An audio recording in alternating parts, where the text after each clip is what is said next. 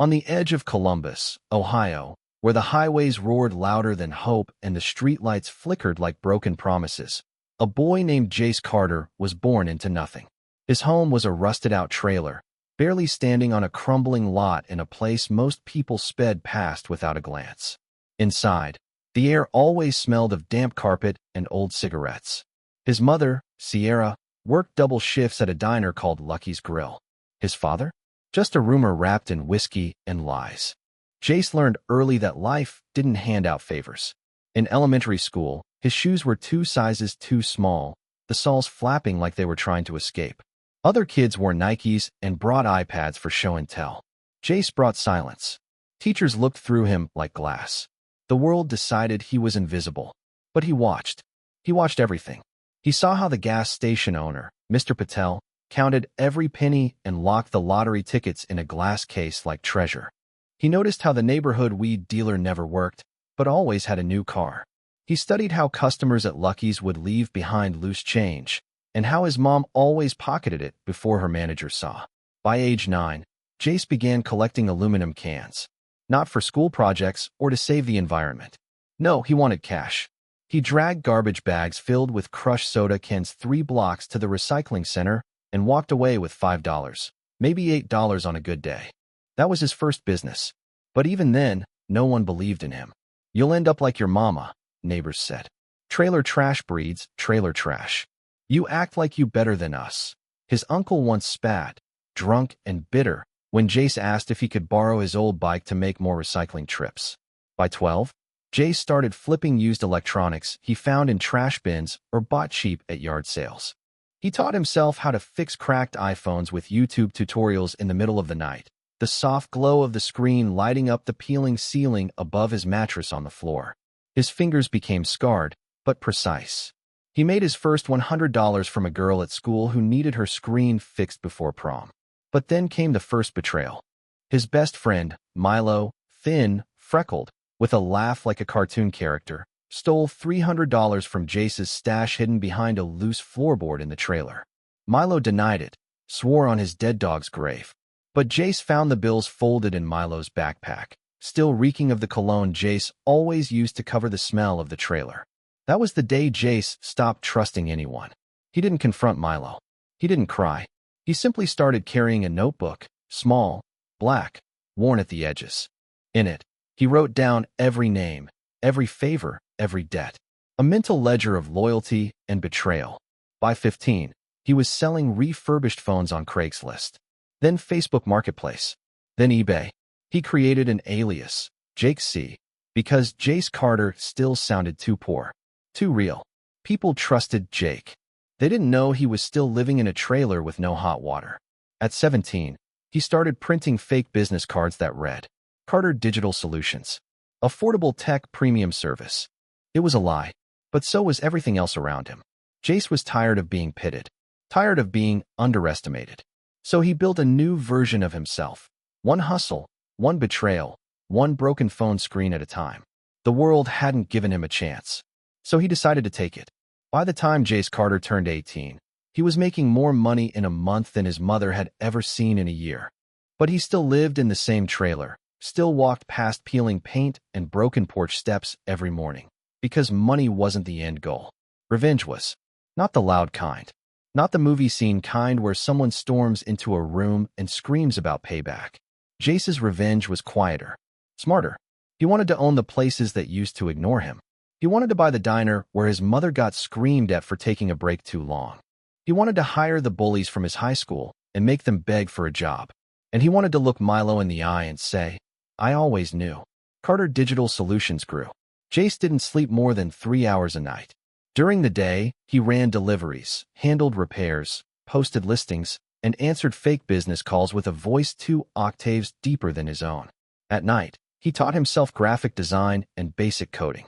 Every dollar he made went into reinvesting, tools, ads, bulk purchases from shady warehouses overseas. But with more money came bigger risks.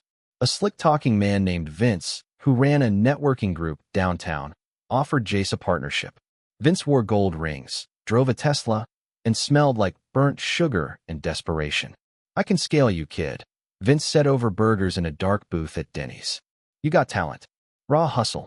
But you need someone who knows how to open the right doors. The offer was tempting. Vince had access to wholesale tech distributors, and he promised Jace a way into corporate contracts. But something about the man's smile felt crooked, like a cracked windshield that hadn't shattered yet. Jace hesitated, but ambition whispered louder than caution. He agreed. For the first few months, it worked. Jace started seeing real numbers. $10,000 months, then $25,000. He moved operations to a small rented office in a strip mall and hired 2 local kids to help with repairs. He even wore collared shirts now, and for the first time in his life, he didn't flinch when someone asked what he did for a living. But then Vince disappeared. Just like that. No warning. No emails. No return calls. And with him, he took $43,000, Jace's biggest order yet, paid up front for a shipment of refurbished MacBooks that never arrived. It nearly crushed him. He spent nights staring at the ceiling, fists clenched, chest tight. The money was gone. And worse, his name was on the line. Clients were demanding refunds. His reputation, carefully built one broken screen at a time, was now in danger of imploding. Sierra, his mom, noticed the change. You're looking like your daddy, boy, she said one morning, coffee in hand. All anger and shadows. Don't let the world make you mean. But Jace didn't want to hear it. He had built this alone. And now it was crumbling because he trusted someone. Again, the betrayal burned deeper than Milo's. Because this time, he wasn't a kid with cans. He was a man with payroll and pride. But he didn't fold. He liquidated what inventory he had, took out a predatory short-term loan, paid back every client personally, even when it meant skipping meals and sleeping in the office. Slowly, painfully, Carter Digital Solutions survived. He added a new name to the black notebook, Vince Romano. Circled twice. Lesson learned. Trust no one unless they've proven themselves after they've had a reason not to. From that moment forward, Jace wasn't just in business. He was in war. By 21, Jace Carter didn't just own a tech repair business. He owned a name. Carter Digital became a local powerhouse. Every college kid with a cracked screen, every small business needing refurbished laptops, every parent trying to save on a Christmas gift, they all came to him. He'd moved out of the trailer a year earlier, renting a minimalist loft in downtown Columbus. Concrete floors, floor-to-ceiling windows. No furniture except a desk, a mattress, and a worn punching bag hanging from a ceiling hook. The space reflected his mindset. Cold, efficient, unfinished. But success has gravity. It pulls people in, and not all of them are friendly. Enter Ava Monroe. She was 26, sharp as glass, with the kind of LinkedIn profile that read like a Wall Street resume. Marketing executive, brand architect, UX strategist. But what really caught Jace's attention was her hustle. She had started her own PR firm out of a Starbucks, then landed a 6-figure deal with a startup 2 years later. They met at a business mixer hosted by a mutual contact. Jace rarely went to those. He hated small talk and name-dropping. But that night, Ava stood out. She wasn't impressed by his money or fake suits. She called his website functional but ugly and laughed when he bragged about his first $100,000 month. I've seen boys make money, she said, sipping whiskey. The question is, can you make a brand? Jace was hooked. Within a week, she was consulting for Carter Digital. 2 months later, they were partners, in business and in bed. They built fast. Together, they rebranded the company, launched new services, expanded into digital marketing, and negotiated distribution deals with online retailers. Jace had always been the engine. Ava became the fuel. With her polish and his grit, they started breaking into major markets. For the first time, he wasn't just fixing devices. He was building an empire. But empires breed secrets. Late one night, while reviewing the quarterly reports in the office they now shared, Jace noticed a discrepancy, $18,500 missing from a vendor account. It wasn't just an accounting error. The funds were rerouted, authorized by someone with access to the executive credentials. Only 3 people had that access. Jace, his operations manager, Reggie, and Ava. He didn't confront her. Not yet. Instead, he called Reggie into a meeting and drilled him for answers. Reggie, loyal to the bone, swore on his kid's life he hadn't touched a dime. He even pulled out his own bank statements to prove it. That left Ava. When Jace finally asked her, she didn't deny it. You weren't supposed to find that, she said, cool and unshaken. I was investing it into a side venture. Something I didn't think you'd understand. You stole from me. No, she corrected. I used what we built. That night, Jace kicked her out of the company and the apartment. No drama. No shouting match. Just a locked door and a silence colder than any words. The next day, she served him with a lawsuit, claiming intellectual property rights and emotional distress. It nearly destroyed him. Again, clients backed out, fearing scandal. The press circled like vultures, painting Ava as the victim of a toxic entrepreneur. Social media turned against him. #BoyBossBroke trended for 2 days. He could have folded. Instead, he turned the story around. He went live on his own platforms, told everything. How he started from a trailer park, built his way up, got scammed, got betrayed, but kept building. His raw, unfiltered truth went viral. People connected. Sales surged. Within 3 months, Carter Digital tripled in value. But Jace stopped smiling in photos. He'd learned that the more you rise, the closer the knives get to your back. The lawsuit was dropped quietly. Ava Monroe walked away with a 6-figure settlement and a non-compete clause that barred her from touching tech for 5 years. Jace didn't even flinch writing the check. To him, it wasn't a loss. It was insurance. He started keeping a lawyer on retainer and hired a private investigator, not for enemies, but for allies. Trust is like a gun, he told Reggie one afternoon. You keep it loaded, but you never point it at anyone unless you're sure. Jace was rich now, by any definition. Carter Digital was valued at over $5 million, and he had just closed his first venture round with a silent investor out of Miami. He bought his mother a house in the suburbs and paid off her debts in full. But Sierra didn't move in right away. She cried the day he handed her the keys, then whispered, "Don't forget who you are, Jace." But that was the thing. He had forgotten. Or maybe he had never really known. Wealth didn't change him. It revealed him. He didn't crave luxury. No Rolexes, no yachts, no champagne posts on Instagram. What he craved was control. He wanted to walk into any room and never feel small again. Never be the boy with the flapping shoes, the kid everyone pitted, or worse, ignored. So he built walls. Emotionally, physically, psychologically. His calls with Sierra became shorter. He stopped answering messages from old friends. When Milo showed up at the office one day, ragged, high, shaking with regret, Jace watched from his security camera and had the guards turn him away without a word. That night, he opened the black notebook and put a check mark next to Milo's name. The city started whispering about him. Some called him a genius.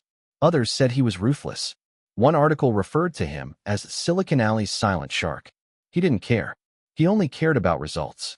But then came the second collapse. Not financial. Emotional. Reggie, his right hand, the only person left from the early days, was diagnosed with terminal cancer. Stage 4. 6 months to live. Reggie tried to work through chemo, dragging himself to meetings, still fixing laptops when he could barely hold a screwdriver. Jace didn't cry. He just paid every medical bill in full and gave Reggie's wife a 10% stake in the company, no strings attached. When Reggie found out, he broke down in Jace's office and whispered, "You're a good man, boss. You just forgot how to show it." After Reggie's funeral, Jace didn't go home for 3 days.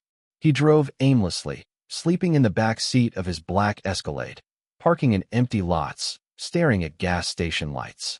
He thought about the beginning. The cans, the cracked phones, the floorboard stash. He thought about Ava, about Vince, about Milo, about Sierra. He thought about how winning didn't feel like winning anymore. That week, he did something no one expected. He vanished. Shut down the office for 7 days. No emails. No calls. No social media. He flew to Montana, rented a cabin with no Wi-Fi, and sat in silence. Alone. A self-made millionaire trying to figure out what being made even meant. On the last night, he stood outside and looked up at the stars. They were silent, far, and indifferent. Just like the world he'd fought to conquer. But deep inside, something stirred. A question he'd never allowed himself to ask. What's the point of climbing, if the top is lonelier than the bottom? He didn't have the answer yet, but he knew it was time to find one. Jace Carter returned from Montana looking the same, but something in him had changed. He wore the same black jeans, the same fitted blazer, the same blank expression that made interns nervous and competitors sweat. But his eyes weren't hunting anymore. They were searching. The silence had done something to him. He didn't come back to destroy or conquer. He came back to reflect, and that terrified his inner circle more than anything. Ruthless bosses are predictable, but a man with money, power, and doubt? That's unstable. The first thing he did was hold a full staff meeting. Dozens of employees packed into the Carter Digital conference room. Some curious, others anxious. They expected a new product launch or a strategic acquisition. Instead, Jace said, "I built this company like I was building a wall, brick by brick, around myself, to protect me. But now I want to build a bridge." Silence. Even Reggie's widow, now VP of Operations, blinked in shock. Jace didn't smile. "I'm starting a new division. One focused on mentorship, education, and local partnerships. We're going to give back. Not for PR. Not for tax breaks. Because we should." And just like that, Carter Cares was born. It started small, free coding classes at a local community center. Then scholarships. Then startup grants for underprivileged teens trying to start side hustles. For the first time, Jace stepped out of the shadows of his own empire. He was featured in Forbes, invited to speak at Stanford. His DMs filled with praise, interviews, collaboration offers. But success paints a bigger target. One morning, Sierra called him in tears. "I got served, Jace. Someone's suing me for back rent from the old trailer park." Jace was confused. The trailer had been condemned and demolished years ago. But when his legal team looked into it, they found something worse. Someone had acquired the land and its old leases, then filed dozens of lawsuits against former tenants. Scam litigation, using buried clauses and forged documents. The new owner of the land? Vince Romano. The man who stole $43,000 from Jace years ago had rebranded himself as a real estate revitalizer and was running a predatory business targeting the poor. Jace felt something in his chest snap. He thought he'd buried that chapter. But Vince was still out there, profiting off the same people Jace had once stood among, including his own mother. This time, Jace didn't want revenge. He wanted erasure. He launched a silent offensive through shell companies and legal maneuvering. He bought the company that managed Vince's properties, bought the firm that handled his litigation. Quietly, systematically, he cut off every lifeline Vince had until the man didn't even realize he was standing on a trapdoor. Then Jace called him. "Remember me?" A pause. "Jace Carter." "Close," Jace said. "The name on your bankruptcy paperwork will say Carter Holdings." Click. A week later, Vince Romano filed for Chapter 11. That should have felt like closure. But it didn't. Instead, Jace stared at himself in the mirror that night and saw something that haunted him. He had become exactly what he once feared, a man who controlled others through fear, silence, and precision. Just like Vince, only wealthier and smarter.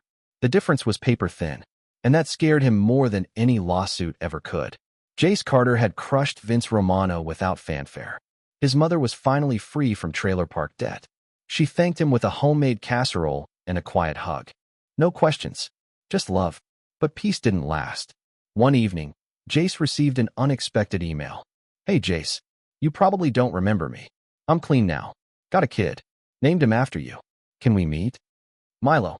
Milo, the boy who betrayed him. Jace almost deleted it. But he didn't. They met at a small diner. Milo looked older, tired, sincere. He slid across a wrinkled envelope. Inside, $300 in cash and a handwritten letter. "I was young and scared," Milo said. "I never forgot." Jace said nothing, just stood up and hugged him. Quietly. Finally. But the warmth didn't last. The next morning, Jace was hit with an IRS audit. False filings. Phantom vendors.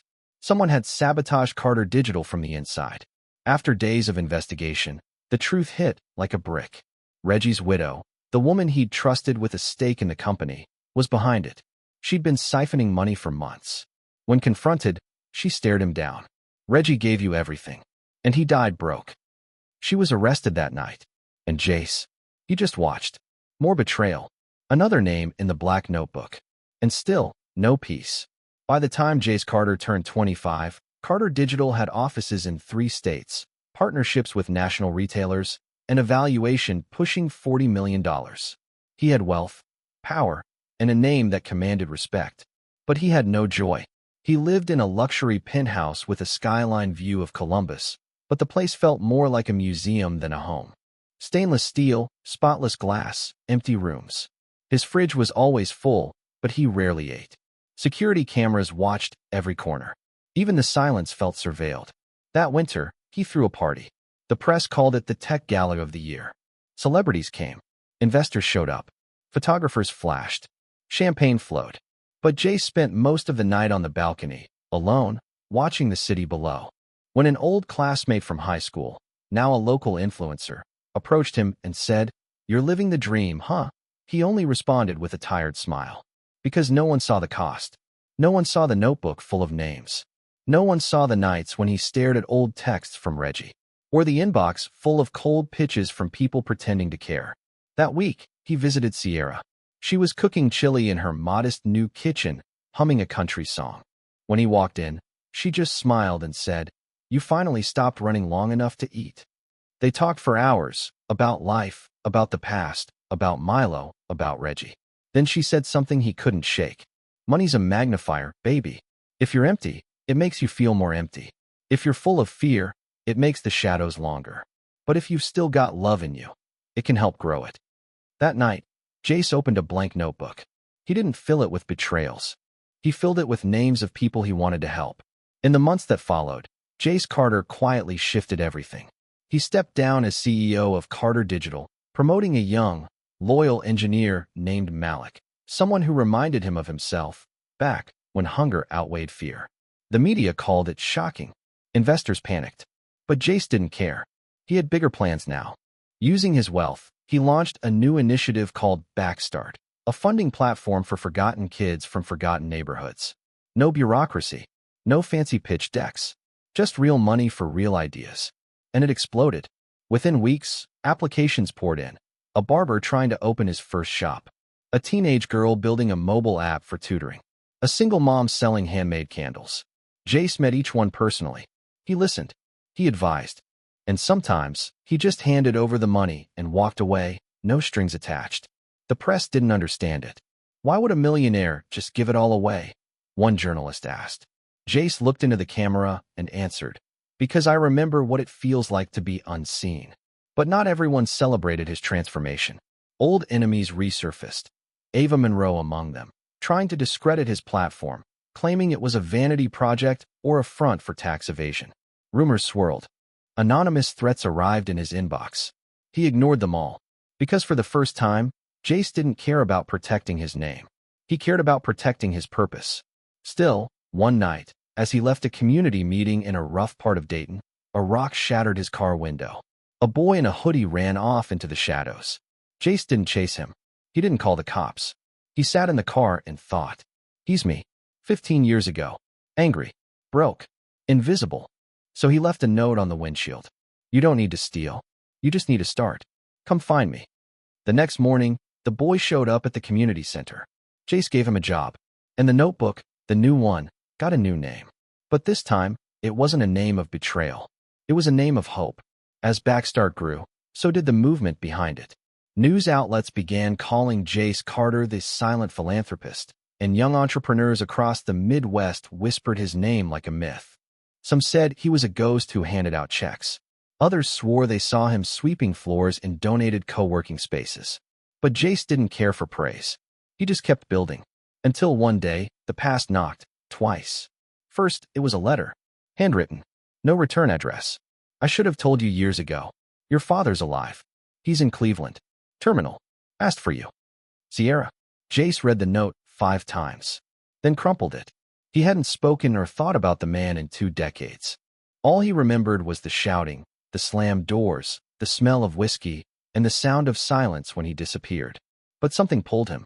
He drove to Cleveland the next day. No security. No driver. Just him. The man in the hospital bed was thin, hollow-eyed, barely breathing. "Jace," he rasped, voice like broken glass. "I'm not here for you," Jace said flatly. "I'm here to end a chapter." His father nodded weakly. "I deserve that. I left. I ran. I failed you and your mom." Jace sat in silence. Then, surprisingly, the old man chuckled. "But damn, son, you did it. You beat the curse." Jace didn't respond. But when the nurse came in, he quietly paid off the entire hospital bill, then left without saying goodbye. The second knock came days later. Sierra had a heart attack. It was mild, the doctors said. stress-related, nothing fatal. But it shook Jace in a way no betrayal ever had. He realized he'd spent so much time fighting ghosts that he forgot to sit with the people still living. He moved her into a guest house near his new property in Dublin, Ohio. A quiet place. Trees. Birds. A garden she could tend. And every Sunday, they had dinner. Home-cooked. No staff. No distractions. Just mother and son. One night, as she stirred soup, she asked softly, "Do you think you finally made it?" Jace looked out the window, where a boy he'd once saved was fixing a broken swing set for neighborhood kids. He thought of Reggie, of Milo, of the trailer, of the notebook, now locked away in a drawer, almost full. "I don't know if I've made it," he said, "but I'm finally not running." Jace Carter stood in the sunlight of early spring, the air crisp around him. Behind him, a modest building sat nestled between old brick storefronts, a refurbished downtown community center. Its new sign read Carter Commons. Through its windows, hopeful children coded on laptops. Parents gathered in corner seats, planning small businesses. It wasn't Silicon Valley glamour. It was something greater. He remembered the boy he once was, the one collecting cans, flipping cracked screens, counting betrayal as curriculum. And he thought of the notebooks, first filled with vendettas, then with names of the broken. Now, he placed one last name in the margin. Sierra Carter. "Mom," he said, voice steady, "this place, for you." She stood nearby, tending seedlings in the center's small urban garden tucked between the building and the alley. Her smile was gentle, eyes full, not with pride, but peace. Outside, the sound of children's laughter drifted in. A former project leader, the kid originally on the street, now mentoring others, helped a girl debug her app. A small group of teens practiced presentation pitches in a corner. Volunteers moved quietly, intentionally. Jace exhaled. The emptiness he'd carried for so long, the silence and luxury, the security and solitude, the vigilance he once thought was strength, all had faded, replaced by this, a place that breathed life back into people. He realized that forgiveness, for him, had not happened with Reggie's widow, or Vince, or even Ava. It had happened with himself. At 26, with Carter Digital now under fair and steady leadership, Backstart thriving, and Sierra nearby, Jace was no longer the ghost hustling from shadows. He was a man rebuilt, not from wealth or vengeance, but from shared hope. He walked to a wall covered in photos, kids launching businesses, families celebrating scholarships, community volunteers beaming. His eyes lingered on one frame, Milo and his son, both smiling at a ribbon-cutting ceremony. Underneath, a small caption, "From stolen $300 to full hearts." He remembered the weight of betrayal and how freeing it was to carry none in return. His phone buzzed. It was a simple text from an unknown number. "Thank you. Because of you, I didn't give up." He smiled. And for the first time in years, it wasn't the effort of being strong that made him feel alive. It was purpose. The notebooks lay neatly on his desk back in the office, the old one locked, the new one with names of those he'd helped. He didn't need either anymore, because he had learned that success, at its core, wasn't about what you earned. It was about what you gave and who you became in the process. And Jace Carter, once the boy from the trailer park, had finally come home. A year had passed since Carter Commons opened its doors, and Jace Carter's world had transformed from empire to ecosystem. What began as survival became stewardship. And yet, no matter how much he built, he couldn't shake one final question. What happens when you're no longer here to protect what you've created? Legacy. That word haunted him now more than poverty ever did. So he began again, not with code or capital, but with conversation. He held private dinners, not the glitzy charity galas he used to loathe, but real, intimate gatherings.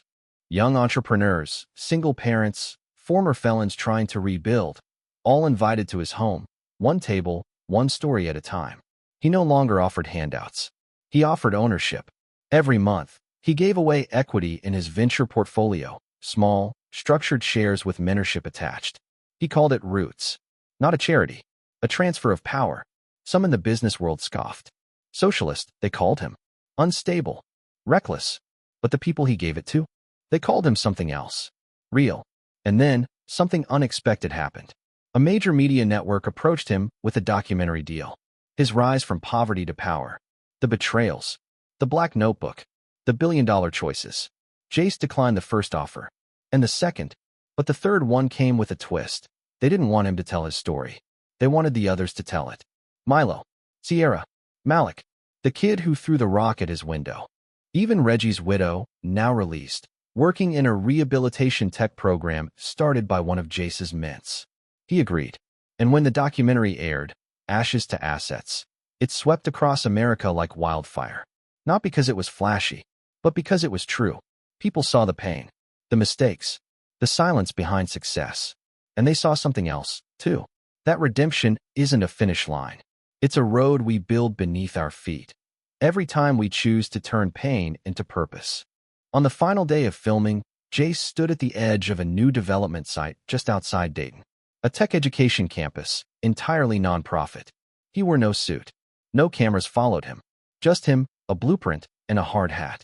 A small boy walked up, backpack swinging, eyes wide. "You're the guy who used to be poor, right?" Jace smiled. "Still am. Just richer in different ways now." The boy handed him a folded paper. A drawing, stick figures, a cracked phone, a giant building labeled Carter Tech Tower. "Someday, I'm gonna build something with my name on it too." Jace knelt down. "You will," he said. "And when you do, don't forget the ones who helped you get there."